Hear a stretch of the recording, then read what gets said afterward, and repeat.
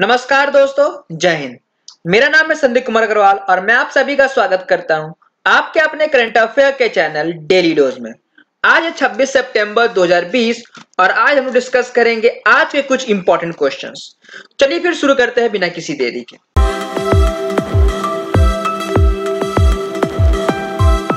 पहला सवाल है, when is world pharmacist day is celebrated. तो ये एक अंतरराष्ट्रीय दिवस है, तो जो ग्लोबली सेलिब्रेट किया जाता है। तो ये डे हम लोग कब सेलिब्रेट करते हैं? तो ये डे हम लोग सेलिब्रेट करते हैं 25 सितंबर को।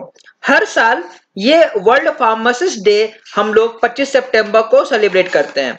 ये डे सेलिब्रेट करने का हमारा मोटिव यही है ताकि जो अवेयरनेस क्रिएट किया जा सके फार्मासिस्ट का कि कैसे वो हेल्थ को इंप्रूव करते हैं।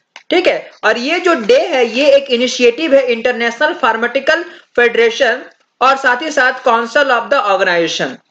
2020 की जो थीम है वो थीम ही लिखी गई है ट्रांसफॉर्मिंग ग्लोबल हेल्थ। तो ये थी हमारी वर्ल्ड फार्मासिस्ट डे और इसके जो हेडक्वार्टर है, इसकी हेडक्वार्टर आपकी द हैग जो कि नीदरलैंड में पड़ती है वहां है। और इसका जो फाउंडेशन हुआ था इंटरनेशनल फार्मास्यूटिकल फेडरेशन, इसका फाउंडेशन 25 सितंबर 1912 को हुआ था। और इंटरनेशनल फार्मास्यूटिकल फेडरेशन के जो प्रेसिडेंट है वो है डोमिनिक यू जॉर्डन। अगला सवाल है, who has launched Fit India age appropriate fitness protocol. तो Fit India age appropriate fitness protocol किसके द्वारा लॉन्च की गई है? तो ये लॉन्च किया गया है बाय हमारे माननीय प्रधानमंत्री नरेंद्र मोदी जी के द्वारा। क्या है ये? तो प्रोटोकॉल कहने का मतलब आपका वैसे ही एक set of rules and regulation हो जाता है। कहने का मतलब जो हमारा जो ये कोरोना काल की वजह से बहुत ज्यादा हम लोग का हेल्थ खराब हो गया है। ठीक है, कई सारे जिम्स बंद हैं, हम लोग जॉगिंग करने के लिए बाहर नहीं जा सकते हैं। तो अपने हेल्थ को कैसे मेंटेन करें और अपने आप को फिट रखें, तो उसके लिए कुछ कुछ प्रोटोकॉल्स है, कुछ रूल्स है, कुछ नियम कानून है। तो उसको फॉलो करने के बारे में प्रधानमंत्री जी ने ये आपका वीडियो कॉन्फ्रेंसिंग रखा था जिसमें बहुत सारे सेलिब्रिटीज लोग भी आए थे। ठीक है, तो ये था आपकी fit India age appropriate fitness protocol. ठीक है, जो कि आती है एक अंडर फिट इंडिया डायलॉग, जो कि हमारे स्पोर्ट्स मिनिस्टर किरण रिजिजू के द्वारा लॉन्च किया गया था। तो ये जो फिटनेस प्रोटोकॉल है ये प्रिपेयर की गई है ताकि जो हेल्प कर सके लोगों की एक अच्छी फिटनेस को लेकर और एक गुड हेल्थ को लेकर। ये आपकी बेसिकली 3 कैटेगरीज में बांटी गई है अकॉर्डिंग टू देयर एज। जैसे कि 5 से 18 एज वालों के लिए अलग तरह का फिटनेस लेवल है, 18 से 65 के लिए अलग, वहीं 65 से ऊपर वाले लोगों के लिए अलग तरह का फिटनेस के लिए आपके प्रोटोकॉल्स है।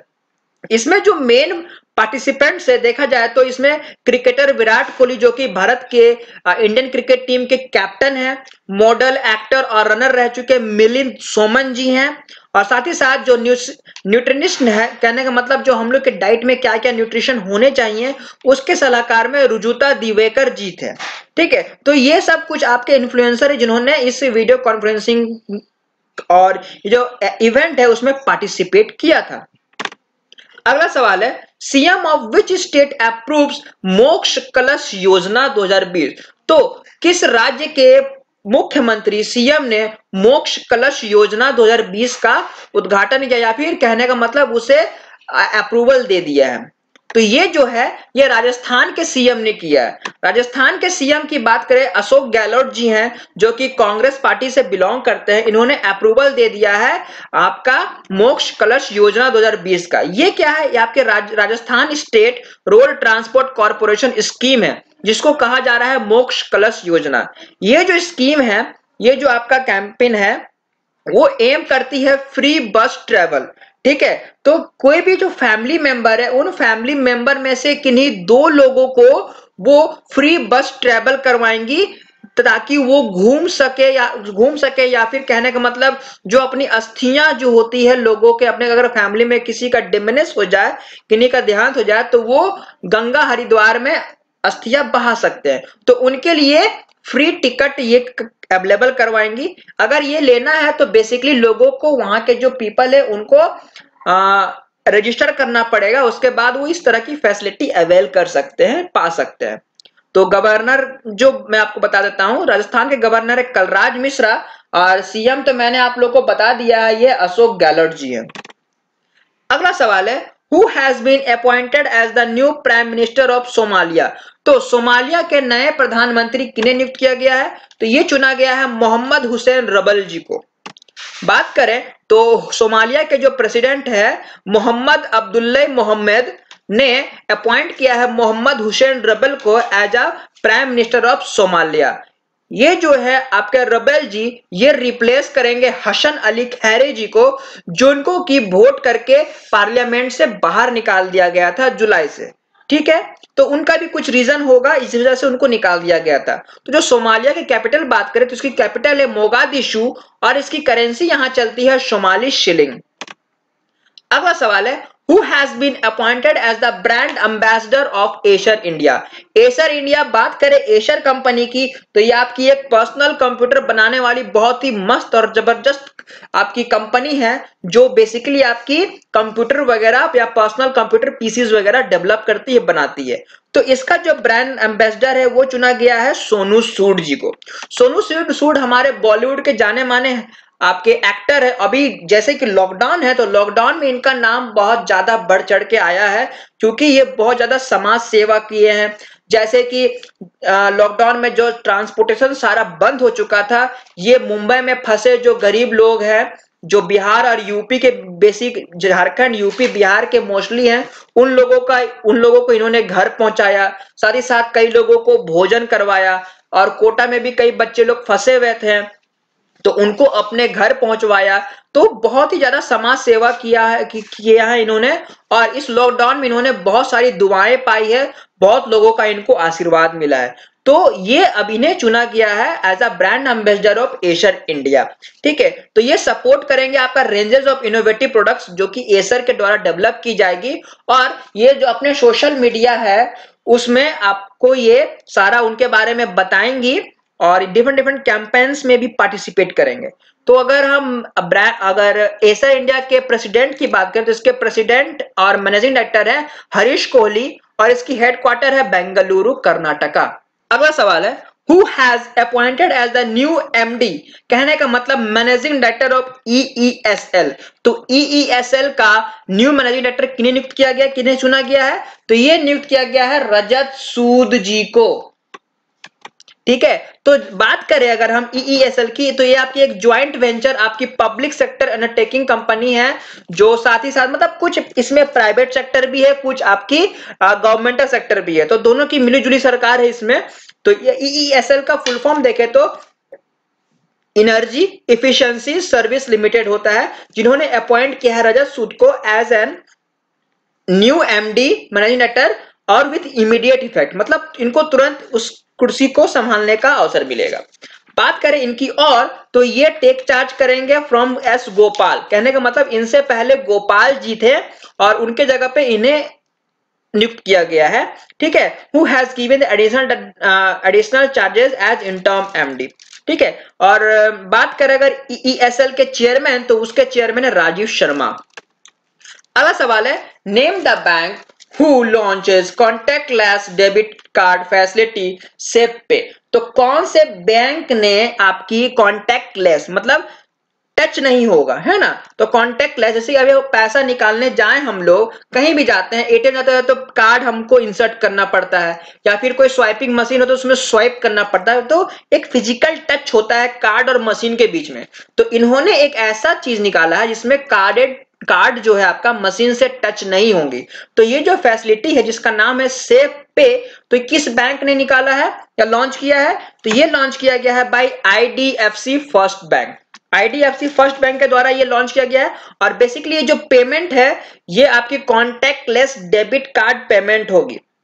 ठीक है, जैसे कि अभी बीच में हम लोगों ने एक ATM कार्ड देखा था जो basically state bank of India ने के जरा सा रहा था कि वो वाईफाई बेस्ड था। कहने का मतलब अगर उस ATM कार्ड को उस हम लोग POS डिवाइस के सामने जस्ट वेव करेंगे या फिर उनके पास ले जाएंगे तो हमारा ट्रांजैक्शन हो जाएगा। तो ये उसी टाइप का ये आपकी एक पेमेंट मोड है, जिस तरह से लोग अपने वंस स्मार्टफोन्स के भी हेल्प से पेमेंट कर सकते हैं। तो बेसिकली आपकी social distancing friendly way to payment है। कहने का मतलब जिस तरह से अभी हम लोगों को अवेयर किया जा रहा है कि सोशल डिस्टेंस मेंटेन करें, तो वो कार्ड और मशीन के बीच में सोशल डिस्टेंसिंग नहीं हो रहा था। तो अब इसकी वजह से कार्ड और मशीन के बीच में भी सोशल डिस्टेंसिंग होगा। तो इसके कुछ लिमिट है, जैसे कि आपका एक बार में ट्रांजैक्शन 2000 का ही होगा। वहीं अगर पूरे दिन की देखें तो एक दिन में हम लोग 20,000 तक का ट्रांजैक्शन कर सकते हैं, जो कि हमारा एवरीडे जो परचेज है, लेन देन खरीदारी का, वो काफी हद तक इजी हो जाएगा। एमडी और सीईओ की बात करें आईडीएफसी, तो वो है वी वैद्यनाथन। अगला सवाल है, recently Dean John passed away, हाल ही में डीन जॉन जी का निधन हो गया। तो ये कौन थे? ये आपके एक जाने माने क्रिकेटर रह चुके हैं। तो ये आपके फॉर्मर क्रिकेटर थे। बात करें इनकी, तो ये आपके ऑस्ट्रेलिया बेस्ड है, ठीक है, जिनका निधन अभी मुंबई में हुआ। जॉन ने बहुत सारे टीवी वॉकिंग में भी काम किया, जैसे कि अभी जो आईपीएल चल रहा है, आईपीएल का 13th सीजन, ठीक है, 13th एडिशन, तो उसमें भी इन्होंने बहुत काम किया है एज एन कमेंटेटर और एज एन फील्ड रिप्रेजेंटेटिव। और तो यही है वो। और इनको एक्चुअली क्या हुआ, आपका कार्डियक अरेस्ट आ गया। कहने का मतलब आपको इनको एक हार्ट अटैक आया, जिनके वजह से इनकी देहांत हो गई। और ये जिस समय ये अरेस्ट आया, उस समय ये ट्रिडेंट होटल में थे। जॉन्स ने अपने इंटरनेशनल करियर देखे तो ये 10 साल का इनका इंटरनेशनल करियर है, जिन्होंने डेब्यू किया था ऑस्ट्रेलिया के लिए 1984 में। ये एक आपके राइट हैंडेड बैट्समैन है, जो कि आपके टेस्ट क्रिकेट में बहुत ज्यादा ही सक्सेसफुल रहे हैं, जिनकी एवरेज है 46.5, और इन्होंने उस दौरान 11 सेंचुरी या 11 शतक भी मारे हैं। अगला सवाल है, विच गवर्नमेंट लॉन्च मुख्यमंत्री ग्राम्य परिवहन अचोनी योजना। तो किस सरकार ने मुख्यमंत्री ग्राम्य परिवहन अचोनी योजना का लॉन्च किया है? तो ये लॉन्च किया गया है भाई असम गवर्नमेंट के द्वारा। असम के जो गवर्नमेंट है, जो सीएम है आपके सर्बानंद सोनोवाल जी के द्वारा ये लॉन्च किया गया है। अंडर इस स्कीम में क्या आती है, जैसे कि लाइट मोटर व्हीकल सर्विस है, जैसे कि हल्की हल्की गाड़ियां, जैसे ऑटो रिक्शाज हो गए, है ना, और जैसे कार वगैरह हो गए, मतलब हल्की गाड़ियां, तो उसके सर्विस में ये काम करेगी, जो हर एक विलेज और रूरल को कनेक्ट करेगी। कहने का मतलब गांव और शहर को कनेक्ट करेगी। तो उसके लिए ये आपकी योजना लॉन्च की गई है। तो ऐसा फर्स्ट फेज में बताया जा रहा है कि 10,000 विलेजेस को कवर्ड किया जाएगा, जिसका फाइनेंशियल आउटले होगा 100 करोड़ रुपए। ठीक है। तो असम की जो सीएम है वो है सर्बानंदा सोनोवाल। वहीं यहाँ के जो गवर्नर है वो है जगदीश मुखी। अगला सवाल है, recently Shekhar Basu passed away, हाल ही में शेखर बासु जी का निधन हो गया। तो ये कौन थे? बात करें इनकी, तो ये आपके न्यूक्लियर साइंटिस्ट हैं। शेखर बासु आपके बेसिकली एक एटॉमिक साइंटिस्ट हैं, ठीक ना, जिनका और ये फॉर्मर एटॉमिक एनर्जी कमीशन के भी मेंबर रह चुके हैं, जिनका देहांत कोविड-19 की वजह से हो गया, कोरोना की वजह से हो गया। तो ये जो साइंटिस्ट हैं, ये बेसिकली आपके मैकेनिकल इंजीनियर रह चुके हैं, और जो कि आपके reverse for his contribution to the country's atomic energy programme. और इनका जो कंट्री के लिए जो एटॉमिक एनर्जी प्रोग्राम है, बहुत बड़ा योगदान रहा है, जिसके वजह से इनको 2014 में पद्म श्री अवार्ड से भी सम्मानित किया गया था। तो ये थे हमारे आज के कुछ इंपॉर्टेंट क्वेश्चन जो मैंने आप सबके साथ डिस्कस किया। आई होप ये सेशन आप सबके लिए हेल्पफुल होगी। आज के लिए बस इतना ही। Thank you.